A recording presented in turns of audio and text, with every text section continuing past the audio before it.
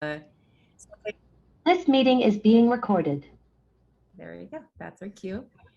So hello. Thank you everybody for being here, for helping us launch our financial wellness series here at Wallet Max. We are covering today timeless investment principles such as time and market timing, pricing, smart diversification and returns, and managing emotions during the recession. So my name is Luz. I'm part of the Wallet Max team, and I'll be facilitating our conversation today. I want to give a quick shout out to our partners, Women in AI, and also Born Global, and of course, Periscope Wealth Management for partnering with us today in this event. So I'm going to share my screen here. I'd love to give you a quick overview about Wallet Max, who we are, what we're up to, and yeah, let's go. Let's get started. So thanks for being here, for helping us launch our first financial wellness webinar. So about Wallet Max. So our mission is to improve overall financial wellness and social inclusion by providing tools for everyone to feel empowered and free from financial stress. The things that we offer here at Wallet Max, we offer a intelligent financial savings assistant that practically helps you save time and money by helping maximize your digital rewards for socially responsible retail shoppers. So that's really awesome app. It'll be coming soon. It's really exciting. It's a great thing coming soon. So then we also help sustainable small businesses promote their exclusive and affordable loyalty discount programs to accelerate economic growth. Um, so we are excited to be partnering with small sustainable businesses and startups that offer sustainable products or services. And because we are committed to empowering people to have secure and safe access to financial inclusion, we want it to be accessible for everybody, especially the underbanked and the underbanked. We provide certain things like a free resource called Expert Connect that connects people to money experts and advisors and coaches. We also launched Financial Wellness Series as part of our mission.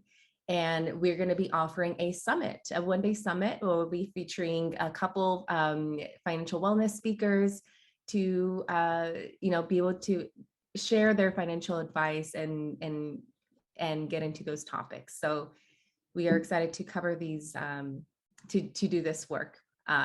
So you'll be wondering, so why financial wellness series? Well, saying to our mission, we want to help provide financial education, access, empowerment through free monthly webinars to help you live your best life financially. So that's why. So every month we'll be featuring a new financial wellness series event featuring amazing speakers. Dan kicking us off with our speaker series this month. And whatever topics you want to make sure we cover, please do let us know. We'd love to hear your feedback and suggestions.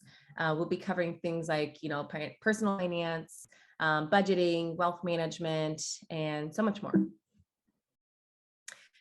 Okay, so without further ado, I'm going to introduce our speaker here. I do want to say that for any questions you want to say that you have during the presentation, we're going to want to save to the end. We have a Q&A session with our financial expert here. So keep your questions to the end. So Dan is a certified financial planner, managing partner, and investment advisor with Periscope Wealth Management. Wealth management company that helps develop and implement financial strategies for individuals, families, institutions, and closely held businesses. Daniel is a graduate of Hoover and William Smith Colleges with a degree in economics and is a certified financial planner professional, which is recognized as the highest standard of education in the industry. Dan is a fiduciary advisor and maintains a FINRA Series 63, 65 registrations, life and health insurance licenses. And he also received a certificate in retirement planning from the Wharton School of Business, University of Pennsylvania. So thank you so much again for being here. And thank you Dan for agreeing for being part of Financial Wellness Series event. So without further ado, I'll kick it off to you. Excellent. Thank you. Thank you very much for having me. I enjoy doing these and trying to kind of spread, knowledge about how to, have a better investment experience. There's so much information out there. It can be kind of like being stuck in the toothpaste aisle, like who do you follow, what information do you, there's so many media outlets, and they don't always necessarily have the most important information that's disseminating from them. So I love to do this. Thank you again for having me. So this is a presentation. It's pretty broad. It's basically the 10 things that you should focus on to make your investment experience better. And investment experience is not only return or risk adjusted return, but it's also like being a full-time investor is difficult, and there's emotion when you lose money. It's difficult to deal with. It's time consuming. So you're not just you wouldn't want to spend 10 hours a week working on your investment portfolio to get your returns from 10% to 11%. Like, it's just not, unless you're worth $1 billion, right? It's just not a good use of your time. So it's a better investment experience is a combination of a lot of those things. And so I'll just go into it, and then I'll answer some questions at the end. And this is for advisors and how to advise their clients. This could be a presentation for individuals just getting started. This could be a presentation for people that are in finance. We have a lot of clients that are in institutional finance and know this stuff, but just forget it. And we forget it too. And we have to kind of remember the principles to follow, because it's very hard, and there's a lot of human error that comes in, and cognitive bias that comes in to play when you are trying to be a good investor. So hopefully these 10 rules, if you can think back to them, remember, okay, am I breaking these 10 rules? And you can think back and say, okay, I remember this number 7, just I got to rethink what my action items are here, so I don't put myself in a bad position financially. So let's get off to number 1 here. So embrace market pricing. I feel like the efficient market theory is something it's thrown around a lot, and people kind of understand, they kind of don't understand. But basically, all this means is that there's a lot of the market for public securities is the most efficient market on the planet, meaning that you're probably not going to pay the wrong price for a publicly traded security. You're almost always going to get a fair price, because there's so many trades and so many people in the market. There's no transaction costs generally. It's a very large market. It's liquid. And it's a great system to find buyers and sellers. Like, if you own a publicly traded security, you can almost always find a buyer. You can almost always find a seller. And that's what makes a market efficient. And that's a good thing. That means that you won't accidentally buy something for more than what you should pay for it, or you won't sell it for less than what you should sell it for. But that also means that we sometimes think we have an edge by knowing something, or we have a hunch. Apple's going to, we got good guidance from Apple. They're going to sell more iPhones. That information is already built into the stock price, and that's not really going to help you get an edge, or buy a stock at a discount, or sell a stock when it's high. There's just too much efficiency in the marketplace. And I think if you just take a step back and look at how much energy and time and money goes into institutional money management, and what the largest hedge funds in the world are doing from a data perspective, how much they spend just on computing power to pull data and figure out what information is priced into a stock, and how they arbitrage that, you'd say, like, there's no way I'm going to have a hunch or an edge on a price of a stock. And so just embrace it. Just realize that whatever you think about a stock is probably not going to help you make more money. And we've kind of seen that sort of play out here with the meme stock frenzy, and we kind of always see it play out. Like, Things kind of come back to where they should be, and it can be a wild ride. But to try to get it right is very difficult. We certainly know that markets get out of whack. They get overpriced, they get underpriced. But what this slide's supposed to tell you is that happens, but being able to figure out what side is the right side is really difficult, and probably just not worth the headache or time to think about it and try to figure it out, and try to figure out when to get in, when to get out, what stocks are hot, what are not. It's just you're fighting an uphill battle. So that embrace market timing, number one. This kind of dovetails into the number two, which is don't try to outguess the market. Because the markets are so efficient, we got to think like, yeah, it's pretty hard to beat it, right? It's pretty hard to outguess it.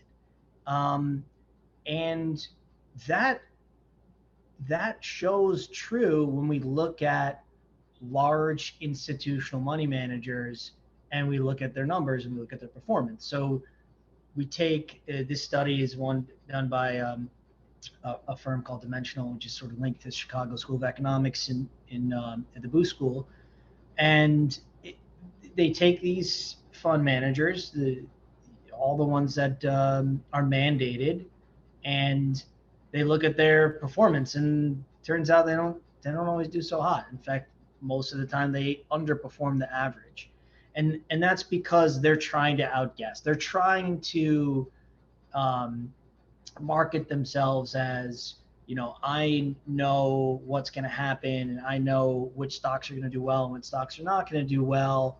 And again, that game is just really, really hard to play. And these numbers show it. Only 18% of equity managers have outperformed in the last, 19 years, and 15% of bond managers in the last 19 years.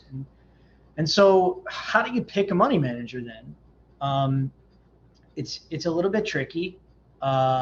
Certainly process matters, and there's a quite an extensive process to find good active money managers, because again, there's so few of them.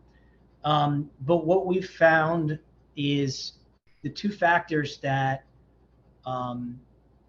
play the most into the return of the investment manager or the investment portfolio is the cost of the portfolio and actually how much you trade, the inverse of turnover. So turnover is how much the portfolio trades.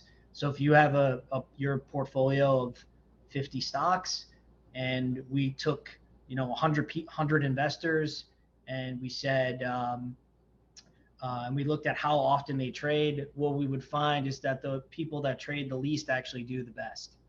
And that's true in the institutional space, and that's probably true in the retail space, although it's very hard to. But no, that data point does exist. That it doesn't help. In fact, it hurts, because the more you trade, you're more likely to be on the wrong side than the right side. And then the cost of investment takes away your return, right? So that eats into your return, and those are the two highest correlating factors. And so when you try to outguess the market, you can see that you're fighting an uphill battle. And when you hire money managers to do it, it's also very, very difficult. You should be cautious about the promises of money managers to be able to beat the market.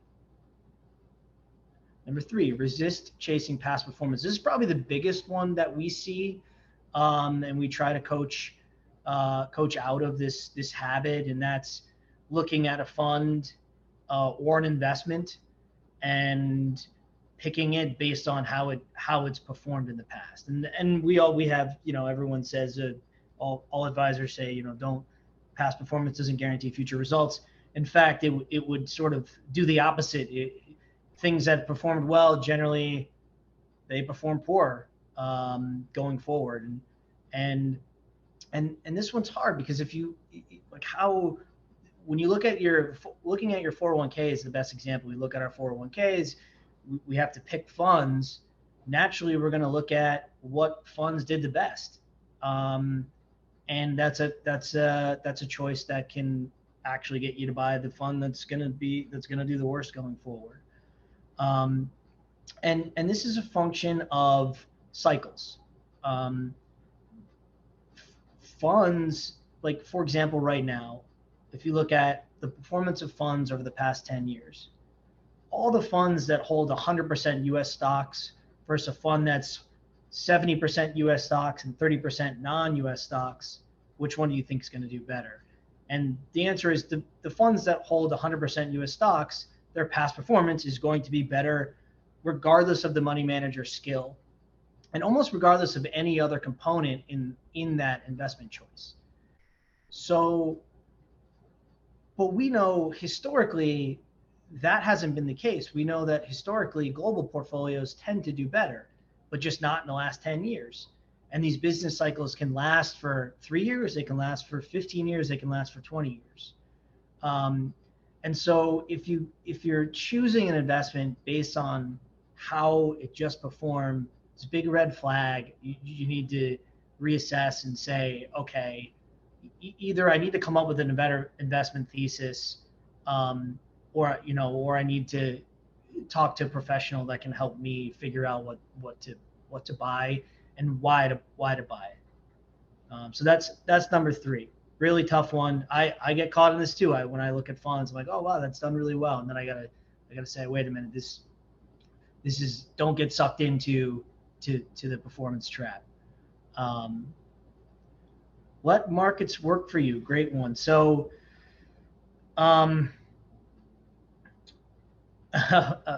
we used to, when I first started, one of the advisors I work with used to joke around and he always used to say, it's not about timing the market, it's about time in the market. And he said it as a joke, to kind of be goofy and corny, but like it makes a lot of sense. It's kind of the most important thing. Compound interest is your best friend. If you just make an investment and walk away from it and let it go, the longer you give it, the better your results are going to be 95% of the time. And not only are your results going to be better just on a total return standpoint, but also on an annualized return standpoint, right? Because if you look at this chart, you can see that it's bumpy, and there's periods of time where you can invest and not make a dollar for 5-10 years. If you invest in the S&P in 1999, you wouldn't have made money from 1999 to 2009. That's scary. But if you just waited another decade, you would have averaged out to 10% a year, 11% a year. And so it not only do you get the compound effect, right? 10% compounding for 10 years is a much smaller number than 10% compounding for 20 years, but also it levels out the variability of the market, and it hedges you from having a bad entry point, which is something we don't know, right? If you bought right before COVID and you lost 40% in literally 3 weeks, what are you going to do? Just let the markets work for you. Let them come back. Let them do what they do. Like, we're investing in companies that are, their whole sole purpose is to grow the profitability and the revenue of the company. Let them do that. We've seen that that works pretty well, and we have smart people in the world, and they make it happen. And sometimes we mess it up as a global economy, and we cause the market to crash. But a lot of that is fear and emotion that makes the market crash. And some of it is actually like, wow, the demand's dried up or supplies dried up, but it comes back, right? And I guess you don't really have a choice, right? You can't really do much else besides let the markets work for you. Like I said, you can't time it, so you kind of have to buy and go away. And you can see here, just based on how much risk is involved in the asset class, sort of shows you you have a better opportunity to make money in the long run. So that's number 4. Let the markets work for you. Consider the drivers of return. So what actually makes a stock go up, and what makes a stock perform better than another stock? There's obviously tons and tons of research on this. It's up for debate. There's no right or wrong answer. As unlike the medical field, the finance field we can't just make up a study, right? We only have limited data from the economies that we've seen. We've developed economies only been around that long. So we take the data and we try to figure out what are the things that cause stocks to go up and down. And what we found is that your investment experience is tied to mostly if you buy stocks or you buy bonds. Stocks in the long run have a lot of variance, but they outperform bonds. And that's what's called a driver of return or a factor. So we can look at a portfolio and say how much of it is in stocks and how much of it in bonds. And we can say, well, that's going to be the driver of how this portfolio performs and the cause of its performance. So not just correlation, but the causation of the performance of a portfolio. And then these are three that are I would say pretty widely accepted in the market. It's a study that won the Nobel Prize in I can't remember 2000s, early 2000s maybe. And basically all this slide says is that small companies are riskier than large companies, right? So that's company size. So if they're riskier, they should give you more return over the long run, but also more variability. Price to book, that's basically the price of a stock as a ratio to the value of a company or the accounting value of a company. So let's look at this company. What are its assets? What are its liabilities? Okay, what's the price of the stock? And we if you buy companies that are cheap relative to their book value, those tend to perform better than if you buy companies that are really expensive. And we're definitely seeing that play out right now. These factors can be wrong for a really long time, but it seems like they kind of are eventually right. So you're seeing a lot of companies that were really, really high priced for a long time and just seems like they could never go down. And now you're sort of seeing some of those companies fall in value back to normal valuations. And then profitability. Companies that make money tend to perform better than companies that don't make money. And these are drivers of returns by one institution, one academic institution. There's obviously other approaches to figure out what are the drivers of returns, but these are probably the most commonly accepted sort of. Can we explain why stocks do what they do in the long run? In the short run, again, nobody really knows.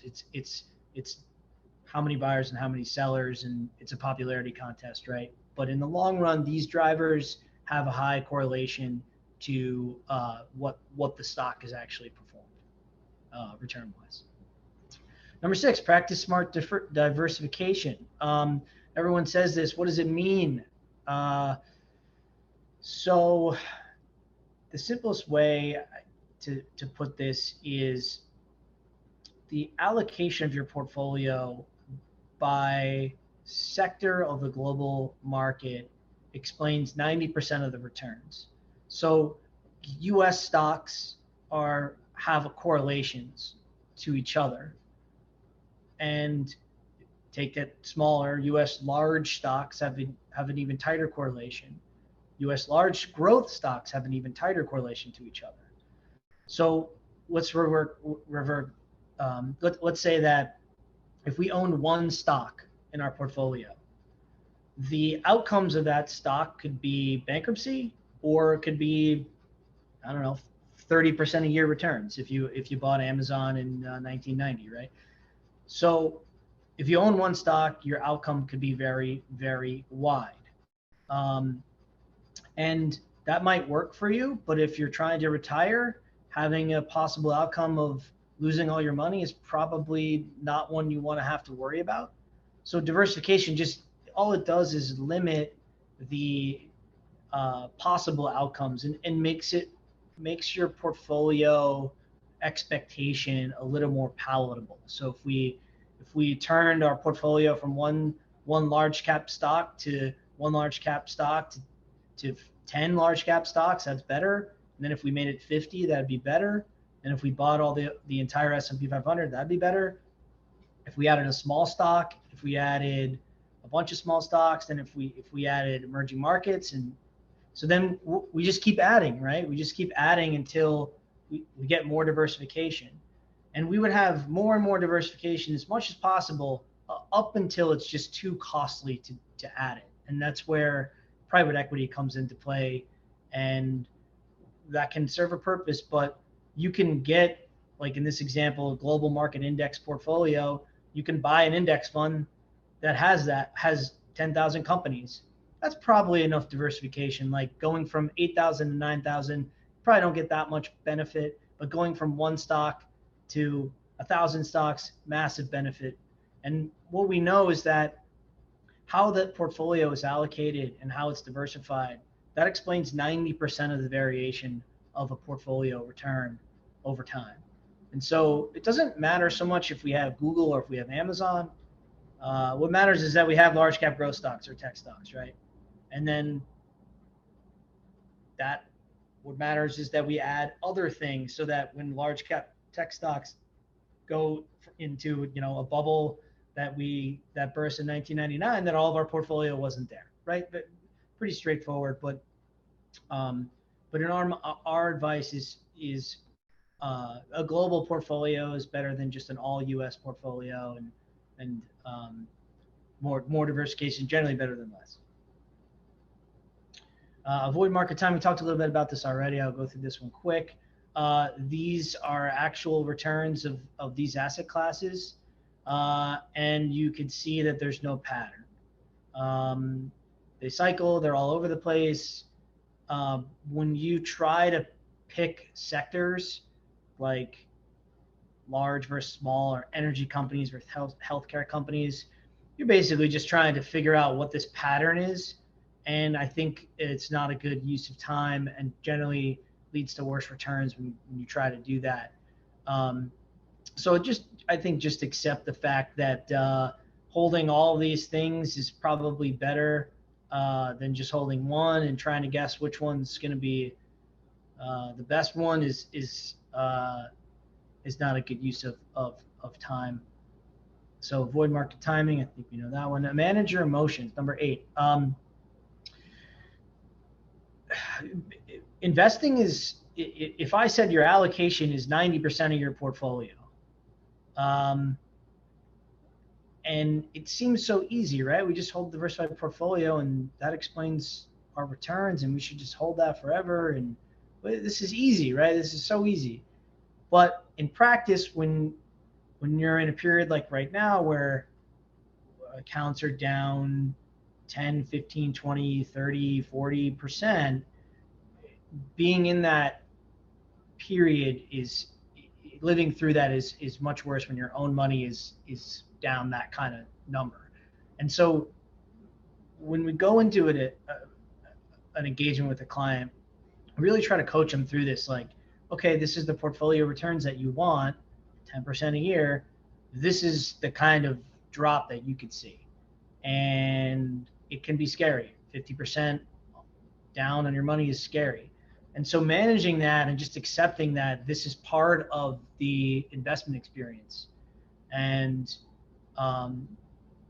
knowing yourself and knowing how much return, how much your portfolio could you see go down and be able to tolerate before you go into fear mode or panic mode. And that's really important because everyone's different. Somebody might be okay with losing 50%. They can see through the other side, and some maybe not. And so you just have to make sure you're not reacting to the news or what's happening. And that when you think about what do you buy, well, you bought the S&P at 3,200. Okay, you thought it was a good investment there. Now it's at 3,000. Well, it's even a better investment now. So why wouldn't we want to buy more? We don't want to sell. We're buyers at 32. We got to be buyers at 3. We got to be buyers at 20. Anything below. And so kind of remembering that you're buying it for it to go up in the long run, just knowing that you have no real view on how things are going to perform in the short run. And easier said than done. I think that's one thing that we really try to focus on with clients. And why people hire us a lot of the times is just like get me out of my own way, and it can be difficult even for professional investors. They make mistakes all the time. Look beyond the headlines. I really consciously have decided not to watch media news or news channels that cover cover markets. I feel like you're better off if you want to do research, read white papers, read research articles, read academic literature. You're getting your market information from some media outlets. You have to be very careful because media outlets want you to watch the shows, right? They want you to tune in, and buying an investment and not looking at it and letting it grow for 20 years is not really gonna make anyone watch the news, right? So it's fun to watch the news. It's fun to see what's going on. It's fun to hear what CEOs say, but is it really helpful in making financial decisions? No, I would say probably not that helpful. And so when you see the news and you see what the papers write and what's on TV, just take a second to realize that that most of it isn't really particularly helpful in actually making investment decisions, and it's hard. So look beyond the headlines. Number 9 and number 10, last and final here. I think I'm doing all right on time. Am I doing all right on time? Yep. All right. So focus on what you control. Number one thing, I mean, you kind of have to have a plan. Like, you need to know what you're trying to get to. And I find that when I talk to people that may even have like a pretty high aptitude to investing or have been exposed to investing, I'm just like, what are you trying to do? What are we trying to do? What's your financial purpose? And a lot of times it's retire. I was like, well, do you actually want to retire, or are you just saying that, right? So it's like, come up with a plan first. And if that plan is to retire and sit on the beach, what do you need to do that? How much money do you need? All right, great. Then how much do you need to put away, and what portfolio risk are you comfortable with? And okay, the returns are going to be around here. Like, all right, now you start to have a little bit of a plan. You can follow it. You can stick to it, as opposed to, the market's down or the market's up. We need to make a move. We gotta make a play. That, again, that doesn't really move the needle for you. Sticking to the plan, that is something you don't really need to spend a whole lot of time on, right? You make the plan, you set up your systematic investing, you buy the investments you've chosen for good reason, and you just keep doing it. And you don't worry about you never look at your portfolio, right? You just control what you control, and that's your career, making more money, saving, controlling your expenses, and then managing emotions, right? And those are the things you can control. So I think if we focus more on that and remember, like, oh yeah, the market's just going to do what it's going to do, and I'm along for the ride, and that will really help you mentally as well. Because again, it is emotional, and it's hard to control that. When you remember that there's nothing you can do except just hope for the best, put your money in the portfolio and hope for the best. That's it. That's the answer. So that concludes my presentation.